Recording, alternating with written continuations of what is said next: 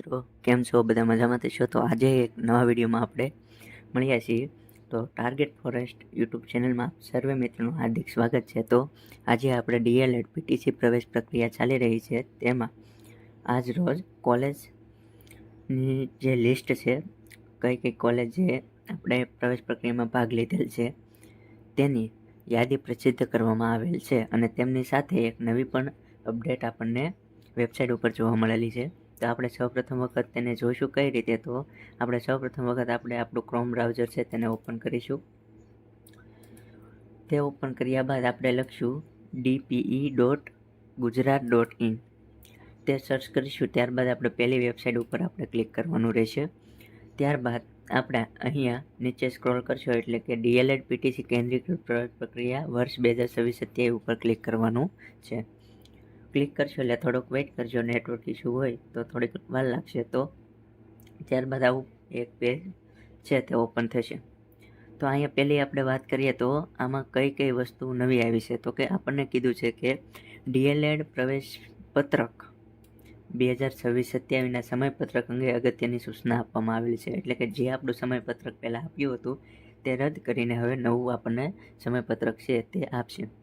તો જોઈએ કે અનિવાર્ય કારણોસર ડીએલએડ પ્રવેશ પ્રક્રિયા 2026-27ના સમયપત્રકમાં ફેરફાર કરવાની જરૂરિયાત ઊભી થયેલ છે, માટે નવું સમયપત્રક જાહેર કરવામાં આવશે. ત્યાં સુધી ઉમેદવારોએ વેબસાઇટ જોતી રહેવાનું રહેશે. એટલે કે જે પહેલું હતું એ ડિલીટ કરી નાખેલું છે. એટલે કે 1 કે 2 દિવસમાં આપણને નવું જે સમયપત્રક છે તે આપણે જાહેર કરવામાં આવશે. બીજું તો કે આપણે જે કોલેજ હતી, કઈ કોલેજો છે તે સંસ્થાઓની યાદી આપવામાં આવેલ છે. તો અહીંયા ઉપર આપણે જોઈ શકીએ છીએ કે તારીખ 30/6/2000 સુધીમાં ડીએલએડ પ્રવેશ પ્રક્રિયામાં ભાગ લેવાની અરજી કરનાર સંસ્થાઓની યાદી. તો અહીંયા આપણે વેબસાઇટ પર જાહેર કરવાની સંસ્થાની પીડીએફ એના ઉપર ક્લિક કરીશું એટલે આવી એક પીડીએફ આપણે ઓપન થશે. આ પીડીએફ ઓપન થાય એમાં આપણને જે કોલેજો છે તેમની જે અરજી ગાંધીનગર મોકલવામાં આવી છે તે સંસ્થાઓ બધી આપણને અહીંયા નામ આપવામાં આવેલા છે. તો એવી ટોટલ 228 જેટલી કુલ અરજીઓ કરવામાં આવેલી છે, અને કુલ 228 જેટલી કોલેજો પીટીસી માટે ફાળવવામાં આવેલ છે. હવે એમની જે નોંધ કરીને નીચે આપેલી છે, જે સંસ્થાને લાગુ પડતી હોય છે એમાં આપણે કોઈ પણ પ્રકારની લાગુ ના પડે. તો ઉપરયુક્ત યાદી માત્ર સંબંધિત સંસ્થાની જાણ કે ખરાઈ માટે જાહેર કરેલ છે. એટલે કે જે તે સંસ્થા પીટીસી પ્રવેશ અથવા તો પીટીસી કોર્સ ચાલુ કરવા માંગતા હોય એમના માટે છે. તો આ યાદીવાળી કોલેજ હાલ પસંદગી પત્ર કોલેજ તરીકે જાહેર કરેલ નથી. એટલે કે કન્ફર્મ જે આ કોલેજ છે તે પસંદગી કરવા માટે જાહેર નથી કરવામાં આવેલી. ઉપરયુક્ત યાદી નામ આવવાથી કોઈ પણ કોલેજ પ્રવેશ પ્રક્રિયામાં આપોઆપ સામેલ થયેલ ગણાશે નહીં. એટલે કે આ જે યાદી દ્વારા કોઈ પણ કોલેજ છે તે પ્રવેશ પ્રક્રિયા માટે ભાગ લઈ શકશે નહીં ડાયરેક્ટ.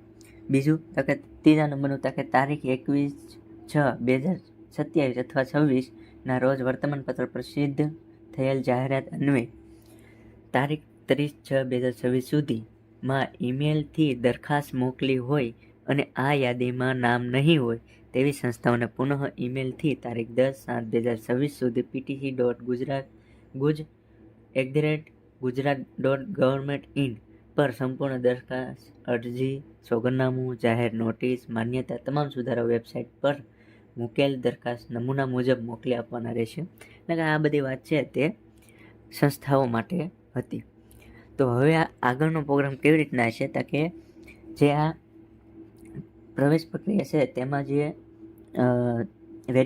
ડોક્યુમેન્ટ વેરિફિકેશનની ડેટ લંબાવવામાં આવી હતી તેના કારણે આપણે શેડ્યુલ છે તેમાં થોડીક અવ્યવસ્થા જળવાણી છે. એમના કારણે આપણને નવું જે સમયપત્રક છે તે આપવામાં આવશે. તો તમારે નવી અપડેટ જોતી હોય તો તમારે મારી વોટ્સઅપ ચેનલ છે તેમને ફોલો કરી નાખવાની છે.